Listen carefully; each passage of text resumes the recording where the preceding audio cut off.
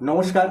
আজ আমরা এসেছি শিক্ষক দিবসে বিশিষ্ট শিক্ষাবিদ এবং শিক্ষারত্ন প্রাপ্য জনাব জাহাঙ্গীর হোসেন সাহেবের কাছে। স্যার, আপনাকে শিক্ষক দিবসে অনেক অনেক শুভেচ্ছা আমাদের ফেসবুক লাইভ অনুষ্ঠানে। আমার পক্ষ থেকেও তোমাদেরকে শুভেচ্ছা, সেই সঙ্গে সমস্ত শিক্ষক সমাজকে, শিক্ষাকর্মীবৃন্দ, ছাত্রছাত্রী সবাইকে জানাই আমার পক্ষ থেকে শিক্ষক দিবসে শুভেচ্ছা, অভিনন্দন, ভালোবাসা, বিনম্র শ্রদ্ধা, সালাম এবং নমস্কার। সুন্দর স্যার।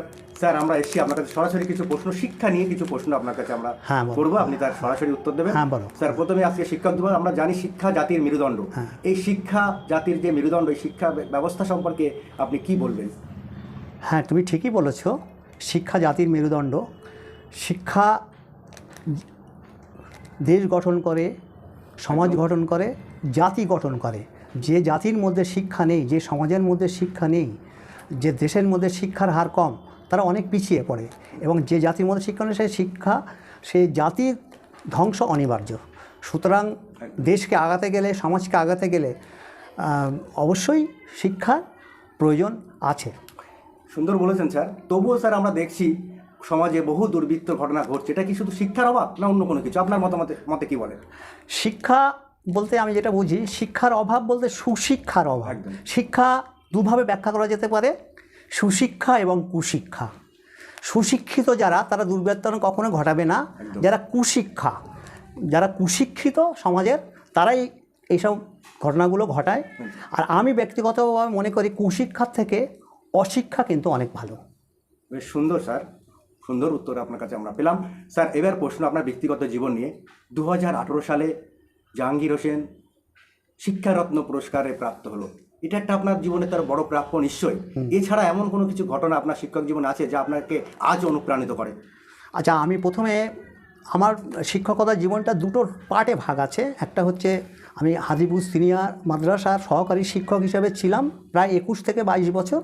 আর 13 বছর পর্যন্ত মতো ছিলাম আর জিল্লাপুর সিদ্দিকা হাই মাদ্রাসা উচ্চ মাধ্যমিক শিক্ষা প্রতিষ্ঠান, যেটা দেওঙ্গা ব্লকের, উত্তর চব্বিশ পরগনা জেলার দেওঙ্গা ব্লকের অন্তর্গত, প্রধান শিক্ষকের ছিলাম। কিন্তু আমি ব্যক্তিগতভাবে মনে করি আমার সহকারী শিক্ষক জীবনটা যেন অনেক আনন্দের ছিল, কারণ আমি ওখানে ছাত্রদের সঙ্গে ইন্টারাকশানে থাকতে পারতাম।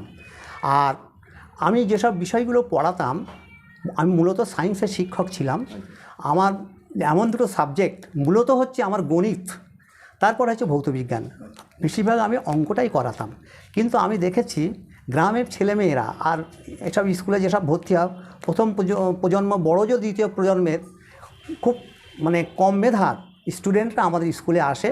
আর তাদের অঙ্কর মতো সাবজেক্ট এবং ভৌতবিজ্ঞানের মতো সাবজেক্ট, সবচেয়ে ভয়, ভীতি, অঙ্কের প্রতি সবচেয়ে ভীতি থাকে, সেই জায়গাটা অঙ্কের প্রতি ভীতি থাকে, সেই সঙ্গে ইংরেজিও একটু ভীতি থাকে এবং ভৌতবিজ্ঞান মূলত অঙ্ক। এবারে আমি দেখেছি সহকারী শিক্ষক জীবনে আমি 3 শ্রেণীর ছাত্র সবসময় আমি দেখেছি একটা ক্লাসের মধ্যে কিছু উচ্চ মেধা সম্পন্ন, তারা খুব ভালো বুদ্ধিমান, তারা হয়তো ফার্স্ট বেঞ্চেতে বসলো, আর তাদের সংখ্যাটা কিন্তু খুবই কম। আর যারা মধ্য মেধা সম্পন্ন, মধ্য বুদ্ধিমান, সেই সব ছেলেমেয়েরা একটা মাঝখানের বেঞ্চের দিকে বসতো, তাদের সংখ্যাটা বুদ্ধিমানের থেকে একটু বেশি। কিন্তু সবচেয়ে বেশি সংখ্যা হচ্ছে ব্যাক বেঞ্চার, যারা পিছের বেঞ্চে বসো, কম বুদ্ধিমান, কম মেধা সম্পন্ন। কিন্তু আমার টার্গেট ছিল যারা কম বুদ্ধিমান, কম মেধা সম্পন্ন এবং পিছনের দিকে আমার নজর থাকতো সবসময় তাদের দিকে। আমি তাদেরকে দিকে ফোকাস করতাম এবং তাদেরকে একবার বোঝাবো, দুবার বোঝাবো, 3 বার বোঝাবো। তারা যতক্ষণ না বলছে আমি বুঝতে পারছি, ততক্ষণ পর্যন্ত কিন্তু আমি তাদের পিছনে লেগে থাকতাম। কারণ ছাত্রদের মেন হচ্ছে স্নেহ, মায়া, মমতা, ভালোবাসা, হৃদয় দিকে তাদেরকে ভালোবাসতে হবে, তাদেরকে মন জয় করতে হবে। ঠিক আছে। হ্যাঁ, আপনি উত্তর দিলেন। স্যার, একটা বিষয়, মাদ্রাসা শিক্ষক আপনি, তা আমরা যেটা জেনেছি আপনি মাদ্রাসার শিক্ষক করাকালীন আপনি অনেক বড় বড় স্কুলে চান্স পেয়েছিলেন। কিন্তু একটা সেই সময় মাদ্রাসা শিক্ষা একটু পিছিয়ে পড়া শিক্ষা, যারা একটা ধারণা ছিল। তা আপনি সেই বড় কোনো স্কুলে সুযোগ পেয়েও না গিয়ে মাদ্রাসা শিক্ষায় আপনি ছিলেন, এটা আপনার, এই বিষয়ে আপনি কি বলবেন? হ্যাঁ, তুমি ঠিকই বলেছো। তুমি ব্যাপারটা জেনেছো কি করে যে আমি হাই স্কুলে, হ্যাঁ, আমি যখন সহকারী শিক্ষক পদে ছিলাম তখনও কোনো হাই স্কুলে সুযোগও পেয়েছিলাম, বা প্রধান শিক্ষক পদে যখন ছিলাম তখনও বড় বড় নামি দামি স্কুলে, হায়ার সেকেন্ডারি স্কুলেও আমি স্কুল সার্ভিস কমিশন দিয়ে প্রধান শিক্ষক পদেও আমি মনোনীত হয়েছিলাম এবং সেটা আমি স্কুল থেকে পক্ষ থেকে আমার বাড়িতে পর্যন্ত এসেছিল, আর স্যার আপনি আমার স্কুলে জয়েন করুন। কিন্তু আমি সেখানে না গিয়ে আমি কেন মাদ্রাসা শিক্ষা ব্যবস্থা পেয়েছি, এর মধ্যে দুটো কারণ আছে। একটা হচ্ছে আমি শিক্ষকতার পাশাপাশি সামাজিক মানে কারণে যে পিছিয়ে পড়া তাদের কাছে থেকে তাদেরকে কীভাবে এগিয়ে নিয়ে যাওয়া যায়। সংখ্যালঘু মূলত মাদ্রাসায় পড়ে সংখ্যালঘু পিছিয়ে পড়া, সামাজিকভাবে পিছিয়ে পড়া, আর্থিকভাবে পিছিয়ে পড়া, তাদের সঙ্গে থেকে তাদের যদি আমি একটু এগিয়ে নিয়ে যেতে পারি তাহলে সমাজ এগোবে, তাদের পরিবার এগোবে, দেশ এগোবে। সেই কারণে। আর এর মধ্যে আরেকটা বিষয় হচ্ছে তৎকালীন আমাদের মাদ্রাসা বোর্ডের প্রেসিডেন্ট ছিলেন ডক্টর সোহরাব হোসেন। তিনি আমার স্ত্রীর বিশেষ বন্ধু। উনি এখন প্রয়াত হয়েছেন। উনি আমার স্ত্রীর বিশেষ বন্ধু। উনি ব্যক্তিগতভাবে আমাকে মানে হাত ধরে, বিশেষ করে বলে হাত ধরে অনুরোধ করেছিলেন, আপনি স্যার আপনি কিন্তু মাদ্রাসা ছেড়ে যাবেন না, আপনি অনেক আধুনিক মনস্ক মানুষ, সায়েন্সের শিক্ষক, মাদ্রাসাগুলো আপনার মতন শিক্ষক থাকার প্রয়োজন আছে। এছাড়াও বিশেষ ভূমিকা পালন করেছিলেন আমাদের বর্তমান বোর্ডের ডেপুটি সেক্রেটারি ডক্টর আজিয়ার রহমান। তার বিশেষ ভূমিকা ছিল মাদ্রাসা ছেড়ে যাতে আমি না যাই। মানবিক কারণে আমি সম্পূর্ণ মানবিক কারণে। একদম স্যার, একটা আপনার ব্যক্তিগত প্রশ্ন আমরা আরও একটা বলি, মানে আমি যেটা বলতে চাই, শিক্ষককে মানুষ ছাত্রছাত্রীরা কেন ভয় পাবে? যে শিক্ষককে প্রশ্নটা আমি যাবো, আচ্ছা, ওই প্রশ্নটাই আমি আসছিলাম। আমরা জাহাঙ্গীর হোসেন সম্পর্কে আমরা যেটা জানলাম, শাসন করার ক্ষেত্রে ছাত্রছাত্রী উনি একটু যেন শাসনের পক্ষে ছিলেন না, তবু আমরা তার শিক্ষকতায় দেখেছি মানে আধুনিকরণের একটা শিক্ষকতা তিনি করেছিলেন। তো আপনি শাসন বিরোধী না করে তবুও তো একটু দরকার আছে শাসন করা, তো এই বিষয়টা আপনি কীভাবে সামলাতেন? শাসন না করেও শিক্ষা কীভাবে দিয়ে আবার তারা খুব সুন্দর শিক্ষা পেয়েছে, এটা কীভাবে হলো? আচ্ছা, আমি একটা ব্যক্তিগত মনে করি, একটা ছাত্রছাত্রী ছোটো থেকে যখন বাবা মার কাছে মানুষের আদর যত্নে লালিত পালিত হয়, তারা যেন সেটা স্কুলে এসেও শিক্ষক শিক্ষিকাদের কাছে পায়। শিক্ষকরা যেন তাদের বাবার মতো, শিক্ষিকারা তার মায়ের মতো, পরম স্নেহে তাদেরকে ভালোবাসতে হবে। তাদেরকে একটা কথা আছে, শাসন করা তারই সাজে সোহাগ করে যে। আমি ভালোবাসবো না, স্নেহ করবো না, তাদেরকে শাসন করবো, সেটা কখনোই কাম্য নয়। তাদেরকে হৃদয়ের কাছে গিয়ে তাদেরকে বোঝানোর চেষ্টা করতে হবে, তাদের বোঝার শক্তি কতটা, ক্ষমতা কতটা, সেই বোঝার শক্তি, সেই ক্ষমতার পাশে দাঁড়িয়ে তাদেরকে বোঝানোর চেষ্টা করতে হবে। বাবা তুমি কি বুঝতে পেরেছো? বলো, যদি না বুঝতে আরেকবার জিজ্ঞেস করো। আমি এটা ব্যক্তিগতভাবে মনে করি যে শিক্ষককে ছাত্ররা মনে প্রাণে ভালোবেসে ফেলবে, সেই বিশেষ করে আমার অঙ্কের মতো সাবজেক্ট আমাকে ভয় পেত না বলে আমার অঙ্কর প্রতি তার ভীতিটা দূর হয়ে গেছিলো। এটা আমি মনে করি কন্ডিশনিং। শিক্ষকের প্রতি ভীতি কিন্তু সাবজেক্টে চলে যায়, হ্যাঁ, অনুবর্তিত হয়। যে শিক্ষক যত উদার মনের, যত হাসি খুশি মনের, যে শিক্ষককে ছাত্ররা ভয় পাবে না, সেই শিক্ষকের সাবজেক্টকেও কিন্তু তারা ভয় পাবে। এটা আমার সম্পূর্ণ করে ব্যক্তিগত। আরেকটা ব্যক্তিগত প্রশ্ন, আমরা শুনেছি, আমরা জেনেছি স্যার জাহাঙ্গীর হোসেন ছাত্রদের পড়ানোর সময় শাসন করতেন না, কখনো বলতে আমি কাল থেকে ছড়ি ইউজ করবো। এটা এই কালটা কি আপনার জীবনে এসেছিল? যে ছড়ি ইউজ করার সময়টা কিন্তু কি আপনার এসেছিল? আমরা তো খুঁজে পাইনি যে কখনো তিনি ছড়ি ইউজ করেছেন, কিন্তু প্রতিদিনই তিনি বলতেন কাল থেকে আমি ছড়ি ইউজ করবো। এটা ব্যাপারটা কি, মানে কখনো কি এসেছিল ছড়ি ইউজ করার সময়? ও, তুমি তো আমার ছাত্র, এগুলো মনে রেখেছো এখনো? হ্যাঁ, আচ্ছা আচ্ছা আচ্ছা, হ্যাঁ, এটা আমি একটু ভয় দেখাতাম। ছড়ি ব্যবহার করবো ভয় দেখাতাম, কিন্তু আসলে অন্তর থেকে তো ছড়ি ব্যবহার করবো না। হ্যাঁ, কিন্তু একটু সামান্য ভয়। একটা কথা আছে, ফস করবো কিন্তু ছোবল মারবো না, ঠিক আছে? এবার একটা হচ্ছে ছড়ি না ব্যবহার করেও একটা শিক্ষক তার যাদের ব্যক্তিত্ব সম্পন্ন যে শিক্ষক হন, তার যদি পাণ্ডিত্য থাকে তার সাবজেক্টের প্রতি, অটোমেটিক্যালি সেই ছাত্ররা সেই শিক্ষককে এমনিতেই ভয় পাবে, ব্যক্তিত্বে ভয় পাবে এবং তার পাণ্ডিত্যে ভয় পাবে, ঠিক আছে? মানে আরেকটা মানে আমি যেটা মনে করি যেটা একটা ডিসক্রেডিট, একটা শিক্ষক ছড়ি নিয়ে ক্লাসে যাবেন, পড়াবেন, এটা যেন, এটা আমার ব্যক্তিগত মত বলে, ছড়ি ছাড়াও কিন্তু অনেক কন্ট্রোল করা যায়। আমি মনে করি যে আমার ক্ষেত্রে হয়েছে, আমি ছড়ি ছাড়া আমি ক্লাসে যেতাম, কিন্তু গোলমাল করছে, সব কিছু হচ্ছে, কিন্তু জানেন স্যার আসছেন, একদম পিন ড্রপ সাইলেন্ট। কখনো সেই না, সেটা হতো না। কখনো তারা জানে যে আমাদের অভিভাবক তুল্য, বাবা তুল্য, মানে ঠিক আছে। একটা প্রশ্ন, সমস্ত শিক্ষা জগতে সাধারণত শিশু শিক্ষা আমরা দেখেছি, শিশু শিক্ষা তার শিক্ষকের কাছে না, তার মায়ের কাছ থেকে, বাবার কাছ থেকে, সাধারণত মায়েদের কাছ থেকে শিক্ষা পায়। তো এই শিশু শিক্ষা মায়েদের একটু যদি আপনি বলেন, তারা কিভাবে শাসন না করেও একটা শিশুকে শিক্ষায় মনোযোগী করতে পারে, এই বিষয়ে আপনার সাজেশন কি? আচ্ছা আচ্ছা, আর তবু আমি নিজের ব্যক্তিগত মতামত, যেহেতু আমি যেখানে আমি শিক্ষকতা করেছি ক্লাস 5 থেকে 12 অবধি, হ্যাঁ, তুমি যেহেতু শিশুদের সম্বন্ধে বলছো, তাহলে এবার ব্যক্তিগত কিছু মতামত আমি শেয়ার করতে পারি। বিষয়টা হচ্ছে সমাজে বাড়িটাই হচ্ছে তার প্রথম স্কুল, একদম, ঠিক আছে? একদম। এই বাড়িতে নিজের গৃহে, সেখানে ছোট থেকে একটা শিশু তার বাবাকে দেখে, তার মাকে দেখে, তার আচার আচরণ লক্ষ্য করে।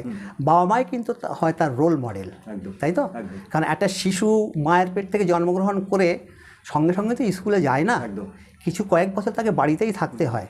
তাহলে বাড়ি যখন থাকে তখন তার অভিভাবককে দেখে, বাবা মাকে দেখছে, আত্মীয়স্বজনকে দেখছে, তাদের আচার আচরণ সবগুলো তারা খেয়াল করছে, সেইগুলো কিন্তু তাদের মধ্যে এফেক্ট পড়ে। সুতরাং মানে যা সুশিক্ষা, যেটা ভালো শিক্ষা, সেটা কিন্তু প্রথমে কিন্তু বাড়ি থেকেই হয়, বাড়ি থেকে হয়। হ্যাঁ, এবার একটা কথা বলি, আমাদের গ্রাম্য ক্ষেত্রে বলছি, বাবারা সবাই যে যার কাজের কর্মব্যস্ততা থাকে, সুতরাং এখানে সবচেয়ে প্রধান ভূমিকা কিন্তু মায়ের।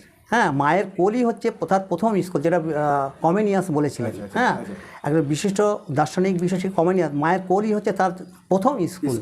আর একটা মাই, হারবার্ট বলে একজন শিক্ষাবিদ আছেন, দার্শনিক, তারা একটা ভালো উক্তি তিনি বলেছিলেন, একটা মাই হচ্ছে মানে 100টা শিক্ষকের সমান। এই মায়ের হাত ধরে তার ভাষা শিক্ষার বিকাশ ঘটে, ভাষা শেখে, তার ভাষা শিক্ষার বিকাশ ঘটে, অক্ষর জ্ঞান হয়, অয় অজগর আসছে তেড়ে, আয় আপনি আমি খাবো পেড়ে, তাই তো? তাই অজগরটা কি, আমটা কি, অজগরটা দেখতে কেমন হয়, আমটা দেখতে কেমন হয়, তারা শেখে। কোনটা কোন পাখি, কোনটা কোন ফুল, কোনটা কোন রং, সব কিছু, মানে মোটামুটি সব কিছুই মায়ের প্রাথমিক শিক্ষা কিন্তু মায়ের কাছ থেকে হয়। আচার আচরণের যাবতীয় যা শিক্ষা, নৈতিক শিক্ষা, সুঅভ্যাস গঠন, যাবতীয় যা কিছু হয়ে ওঠে কিন্তু মায়ের কাছ থেকে।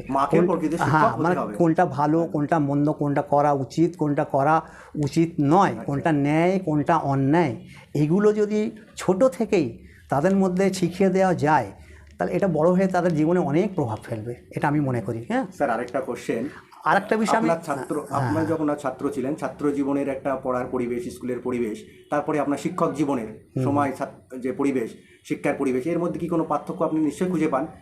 সেটা কি পার্থক্য? তুমি বলতে চাইছো আমরা যখন ছাত্র ছিলাম তখন শিক্ষার পরিবেশ কেমন ছিল, আর এখন আমার শিক্ষক জীবনের শিক্ষার পরিবেশ কেমন? অনেকটাই ডিফারেন্স হয়ে গেছে, অনেকটা। তুমি তো আমার থেকে অনেক ছোট। আমরা যখন স্কুলে পড়তাম, আমি এমন একটা স্কুলে পড়তাম, টিনের ছাউনি, বর্ষাকাল হলে, মানে পরিকাঠামো তো এত খারাপ অবস্থা ছিল, বর্ষায় একটু মেঘ হলে, একটু জোরে বৃষ্টি হলে মানে জল পড়তো, ছুটি দিয়ে দেওয়া হতো। সেই সময় পরিকাঠামোর খুবই অভাব ছিল, সেই সঙ্গে শিক্ষকের অপ্রতুলতা, খুব কম শিক্ষক ছিলেন। আমরা দেখেছি যিনি ইতিহাস পড়াচ্ছেন তিনি বা ভূগোল পড়াচ্ছেন, যিনি বাংলা পড়াচ্ছেন তিনি ইংরেজি পড়াচ্ছেন, যিনি অঙ্ক করাচ্ছেন তিনি ভূগোল পড়াচ্ছেন, বা যিনি জীবনবিজ্ঞান পড়াচ্ছেন তিনিই ভৌত বিজ্ঞান পড়াচ্ছেন। সুতরাং শিক্ষকরা তখন সব বিষয়ের উপরে জ্ঞান রাখতে হতো, ঠিক আছে? এই একটা বিষয়। তবু আমি বলবো তখন কিন্তু এত প্রকল্প ছিল না, শিক্ষক সংখ্যা কম থাকলেও তারা মানে পড়ানোর সুযোগটা পেতেন, ঠিক আছে? সেই সময় এখন শিক্ষকদেরকে কি বলবো, বর্তমান যে শিক্ষা ব্যবস্থা, হ্যাঁ তখন কথা আমি আবার একটু বলি, তখন একটু কড়া শাসন থাকতো, পাশ ফেল প্রথা ছিল, দেখেছি। আপনি কি সমর্থন করেন এই পাশ ফেল প্রথাটা? হ্যাঁ, আমি একটু বলি, পাশ ফেল প্রথাটা মানে মানে রাইট টু এডুকেশন অ্যাক্ট 2009, সেইখান থেকে পাশ ফেল প্রথাটাকে তুলে দেওয়া হয়েছে, যে নো ডিটেনশন পলিসি। তার আগ পর্যন্ত আমি যখন সহকারী শিক্ষক ছিলাম তখন কিন্তু পাশ ফেল প্রথা ছিল। কিন্তু আমি কিন্তু প্রায় 21 বছর আমি সহকারী শিক্ষক পদে ছিলাম, তার মধ্যে 20 বছর কিন্তু আমি একাডেমিক কাউন্সিলের সেক্রেটারি ছিলাম, ঠিক আছে? সুতরাং সেই সুবাদে অ্যাডমিশনটা আমার দায়িত্বের মধ্যে পড়তো, প্রমোশনটা আমার দায়িত্বের মধ্যে পড়তো। তখন কী নিয়ম ছিল, পাশ ফেল প্রথা ছিল, যে ফেল করলো, যদি একটু কম নম্বরের জন্য ফেল করে তাকে আমরা পরের ক্লাসে তুলে দিতাম। কিন্তু পরপর 2 বছর ফেল করছে তাকেও হয়তো কখনো প্রমোশন দিয়েও তুলে দিয়েছি।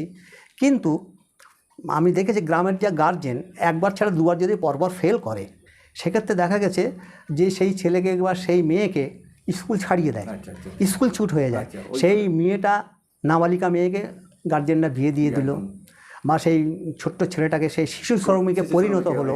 আমি নিজে চোখে দেখেছি কেউ মোটর ভ্যান চালাচ্ছে, কেউ মানে তোমার চাষের কাজে যুক্ত হয়ে গেছে, কেউ সবজি ব্যবসা, মানে আমি সবজি কিনতে গেছি, ছাত্র সবজি ব্যবসা, তুই সবজি ব্যবসা করছিস কেন? না স্যার ওই পরপর 2 বছর ফেল করেছি, আব্বার পড়াবে না, আব্বার পড়ানোর ক্ষমতা নেই, আব্বার পড়াবে না। এগুলো আমার মনে খুব পীড়া দিত, খুব পীড়া দিত। স্কুল ছুটে সংখ্যাটা সেই সময় বেশি ছিল। এছাড়াও শাসনটা কড়া শাসন ছিল, আমি দেখেছি, তুমি শুনে হাসবে, আমি বলছি ছড়ি টাঙিয়ে রাখা হতো যে এই তোদের পিঠে এই ছড়িগুলো ভাঙা, তোরা যে না পড়া করে আসিস, এই ভয়ে কিছু কিছু আছে যারা খুব কম মেধা সম্পন্ন, যারা ঠিক পড়া করতে পারতো না, ওই ভয়ে তারা স্কুলে ছেড়ে দিয়েছে। স্কুল ছুট বিভিন্ন কারণে হয়েছে, পাশ ফেলের জন্য স্কুল ছুট হয়ে গেছে, পড়া অতিরিক্ত শাসনের জন্যও কিন্তু এটা হয়ে গেছে। হ্যাঁ, অনেকক্ষণ আপনার সঙ্গে আমরা এবার বর্তমান তুমি যেটা বলতে চাচ্ছ, বর্তমান শিক্ষা ব্যবস্থা রাইট টু এডুকেশন অ্যাক্ট 2009 হওয়ার পরে শিক্ষা ব্যবস্থার অনেকটা আমূল পরিবর্তন ঘটে গেছে, পরিকাঠামোর উন্নয়ন যথেষ্ট হয়েছে। এবং হ্যাঁ, তারপরে বলছি পরিকাঠামো উন্নয়ন যথেষ্ট ঘটেছে। শিক্ষক বিষয়ভিত্তিক প্রচুর শিক্ষক আছে, সুতরাং যিনি যে বিষয়ে এক্সপার্ট, বিষয়ভিত্তিক শিক্ষক, তারাই তার বিষয়টা পড়ান, অন্য কোনো শিক্ষককে পড়ানোর প্রয়োজন হয় না। ঠিক আছে। আর পাশ ফেল প্রথাটা উঠে গেছে, তোমার 5 to 8, আমাদের স্কুলে গেছে 5 to 8, প্রাইমারি তো 1 to 4 আছে। পাশ ফেল প্রথাটা বর্তমানে চালু নেই। মোটামুটি নো ডিটেনশন পলিসি ক্লাস 8 অবধি, তারা মানে মোটামুটি পরপর ক্লাসে তারা উঠে যাবে। কিন্তু এই নয়, এটা আমি মনে করি যে অ্যানুয়াল পরীক্ষা হলো, পরের ক্লাসে উঠে গেল, অ্যানুয়াল পরীক্ষা হলো, অটোমেটিক এটা প্রমোশন দেওয়ার ক্ষেত্রে দেখতে হবে সে তার পরের ক্লাসে ওঠার উপযোগী কি না, তাকে কিন্তু উপযোগী করে তুলতে হবে।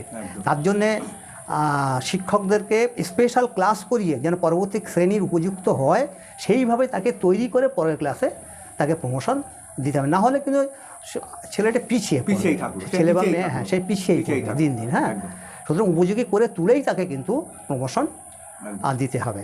আর আরেকটা বিষয় বলছি, এখন কিন্তু যেমন শিক্ষকের সংখ্যা অনেক বেড়েছে, আবার প্রচুর প্রকল্প চালু হয়ে গেছে।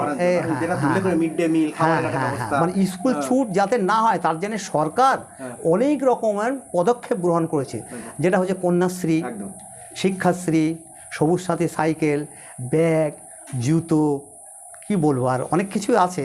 তারপর মিড ডে মিল, বিভিন্ন রকম স্কলারশিপ, হ্যাঁ, বিভিন্ন রকমের স্কলারশিপ। সুতরাং কোনো ছেলে বা কোনো মেয়ে যদি বলে আমার পয়সার অভাবে পড়া হচ্ছে না, সেই অজুহাত কিন্তু আজকের দিনে কখনোই দিতে পারবে না। কিন্তু পাশাপাশি একটা অসুবিধা আছে, আমি একটু সমালোচনা করছি না, তবুও বলছি, শিক্ষকদের কিন্তু এর পিছনে যথেষ্ট নিজের সাবজেক্ট পড়ানোর পাশাপাশি কিন্তু এই প্রশাসনিক কাজগুলো মনিটরিং করতে হয়। মানে হেডমাস্টার মশাই তত্ত্বাবধানে পুরো শিক্ষকরা মনিটরিং করতে হয়। শিক্ষকদের চাপটা, হ্যাঁ, শিক্ষক চাপটা বেড়েছে। মিড ডে মিল একটা বিরাট চাপ, আর বিভিন্ন স্কলারশিপ সময় মতো পাইয়ে দেওয়া একটা বিরাট চাপ। আর এক্ষেত্রে আমি আর একটা কথা বলি, সবচেয়ে বর্তমান সরকার একটা সবচেয়ে ভালো প্রকল্প, যেটা হচ্ছে কন্যাশ্রী প্রকল্প। এই কন্যাশ্রী প্রকল্পের মাধ্যমে স্টুডেন্টরা প্রচুর উপকৃত হচ্ছে, মেয়েরা। ঠিক আছে, এই কন্যাশ্রী একটু বললে তোমার ভালো লাগবে। আমি যে স্কুলে প্রধান শিক্ষক হিসাবে গেলাম, হ্যাঁ, কিন্তু এই যখন প্রথম চালু হলো, সমগ্র পশ্চিমবাংলার মধ্যে মডেল করা হলো, যেটা হচ্ছে উত্তর 24 পরগনা পাইলট প্রজেক্ট। আর উত্তর 24 পরগনা পাইলট প্রজেক্ট হিসেবে দুটো স্কুলকে বেছে নিয়েছিল। আমি ভাগ্যবান, আমি সেই স্কুলের প্রধান শিক্ষক, আর জিল্লা উপস্থিতি হাই মাদ্রাসাকে পাইলট প্রজেক্ট হিসাবে বেছে নেওয়া হয়েছিল। আমি তখন প্রধান শিক্ষক। হ্যাঁ, উত্তর 24 পরগনা ডিস্ট্রিক্ট ম্যাজিস্ট্রেটের পক্ষ থেকে পাইলট প্রজেক্ট আমাদের স্কুলকে বেছে নেওয়া হয়েছিল।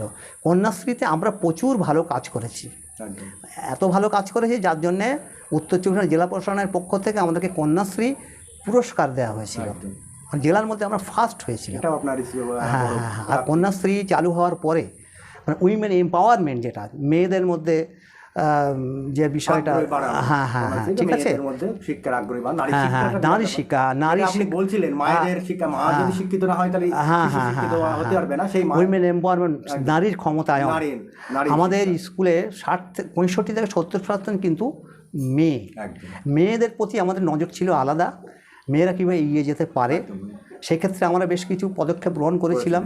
তার মধ্যে কি বল, তাদের হাতের কাজ, তাদের জরির কাজ, টেলরিংয়ের কাজ। আমার স্কুলে ভোকেশনাল কোর্সও আছে, তার মধ্যে তারা টেলরিং শিখছে, তারা কিছু আত্মনির্ভর হচ্ছে। আর একটা হচ্ছে আমাদের গ্রাম্য সমাজে অল্প বয়সে বিয়ে দিয়ে দেওয়া, আচ্ছা, ওটা এটা একটা বিরাট মানে কী বলবো খারাপ দিক। ওই জন্যে আমরা মানে কী বলবো সচেতনতার কিছু প্রোগ্রাম করেছিলাম অল্প বয়সে বিয়ে দেওয়ার কি কুফল, ঠিক আছে, বাল্যবিবাহ রোধের জন্য নানা রকম আমরা পদক্ষেপ গ্রহণ করেছিলাম, শিশু পাচার, নারী পাচার, বাল্যবিবাহ প্রতিরোধ, এবং আমরা সফল হয়েছিলাম। বেশ কিছু মেয়েকে আমরা বিয়ে থেকে মানে অল্প বয়সে বিয়ে থেকে আটকে দিয়েছিলাম, ঠিক আছে, এটা আমরা করেছি। অনেকক্ষণ আপনার সাথে কথা বললাম, একদম শেষ। আরেকটা হচ্ছে আরেকটা প্রশ্ন যেটা আমি বলছি, মানে মেয়েরা কিন্তু গ্রামের রাস্তা দিয়ে যায় আসে, তাদের কিছুটা নিরাপত্তার অভাব। আমার স্কুলে আমরা যেটা ব্যবস্থা করেছিলাম সেটা হলো ক্যারাটে, হ্যাঁ, আত্মরক্ষার জন্য সেলফ ডিফেন্স ট্রেনিং ব্যবস্থা করেছিলাম। আমাদের স্কুলে অধিকাংশ মেয়েরা, বিশেষ করে 9-10 উচ্চ ক্লাস অধিকাংশ মেয়েরা কিন্তু ক্যারাটে জানে, ঠিক আছে, এটা আমাদের এবং এই ক্যারাটে প্রদর্শনী তারা উত্তর চব্বিশ পরগনা জেলার বিভিন্ন জায়গায়, রবীন্দ্র ভবন থেকে শুরু করে বড় বড় জায়গায় তারা প্রদর্শনী করেছে এবং তারা পুরস্কারও পেয়েছে, ঠিক আছে। স্যার অনেক অনেক ধন্যবাদ, অনেকক্ষণ আপনার সঙ্গে ছিলাম। লাস্ট প্রশ্ন, এই শিক্ষক দিবসে সমস্ত এখনও যারা ছাত্রছাত্রী তাদেরকে আপনি শিক্ষক হিসেবে কি উপদেশ দেবেন বর্তমান সময়কালে? এইটাই আপনার কাছে লাস্ট কোশ্চেন আমাদের। আচ্ছা, আমি বলছি শিক্ষা হচ্ছে জাতির মেরুদণ্ড। ছাত্রছাত্রীর উদ্দেশ্যে বলছি, তোমাদেরকে লেখাপড়া শিখতে হবে কষ্টের মধ্যে। হয়তো বাবা মা গরিব, বাবা মা তোমাদের মুখের দিকে তাকিয়ে আছে, শিক্ষক শিক্ষিকা তোমাদের মুখের দিকে তাকিয়ে আছে, সমাজ তোমার মুখের দিকে তাকিয়ে আছে। তোমাকে শিক্ষিত হতে হবে, সুনাগরিক হতে হবে। তার জন্যকে একটু পরিশ্রম করতে হবে, কষ্ট করতে হবে, এবং অনেক বাধা আসবে, অনেক বিপত্তি আসবে, সেগুলোকে ওভারকাম করতে হবে, সফল হতে হবে জীবনে। জীবনে স্বপ্ন দেখা শিখতে হবে, ঠিক আছে, আর স্বপ্ন দেখা শিখতে হবে। মানে আবুল কালাম মানে হ্যাঁ, মানে স্বপ্ন সেটা নয় যেটা মানুষ ঘুমিয়ে দেখে, স্বপ্ন সেটাই যেটা তাকে ঘুমাতে দেয় না। তাকে টার্গেট করতে হবে, একটা গোল অ্যাচিভ করতে হবে। তার জন্যে তাকে অত্যন্ত পরিশ্রমী হতে হবে, অত্যন্ত ধৈর্যশীল হতে হবে, এগেন অ্যান্ড এগেন ট্রাই করতে হবে। মাঝে মাঝে ব্যর্থতা আসবে, হ্যাঁ, failure is the pillar of success. আর ফেল কথাটা মাথার মধ্যে আনলে হবে না। Fail FAIL, first attempt in learning. তোমার শিক্ষার প্রথম ধাপ। তুমি চেষ্টা করো, তুমি সফল হবেই। যদিও সফলতার ধাপ অনেকটা বন্ধুর, কিন্তু তুমি যদি চেষ্টা করে এগিয়ে যেতে পারো, তুমি সফল হবে। তোমার সমাজ, তোমার দেশ, তোমার জাতি, তোমার পরিবার অনেক এগিয়ে যাবে। অনেক অনেক ধন্যবাদ স্যার। আমরা এতক্ষণ কথা বললাম বিশিষ্ট শিক্ষাবিদ, শিক্ষারত্নপ্রাপ্য প্রাক্তন প্রধান শিক্ষক জনাব জাহাঙ্গীর হোসেনের কাছ থেকে আমরা শুনে নিলাম তার কাছে বহু মূল্যবান কথা। আমরা ফেসবুক লাইভ চ্যানেলের পক্ষ থেকে তাকে আরও একবার স্যার শিক্ষক দিবসে আপনাকে আরও একবার শুভেচ্ছা জানিয়ে আমরা আমাদের আমিও আমার পক্ষ থেকে পুনরায় 25 সেপ্টেম্বর শিক্ষক দিবস উপলক্ষে সমগ্র শিক্ষক জাতিকে, শিক্ষাকর্মীবৃন্দকে, ছাত্রছাত্রীকে আমার পক্ষ থেকে পুনরায় আন্তরিক শুভেচ্ছা, অভিনন্দন, ভালোবাসা, সালাম, নমস্কার জানাচ্ছি। শিক্ষকরাই হচ্ছে দেশ গড়ার কারিগর, সমাজ গড়ার কারিগর, জাতি গড়ার কারিগর। শিক্ষকদের প্রতি রইল আমার অনেক অনেক শুভেচ্ছা, অভিনন্দন, ভালোবাসা।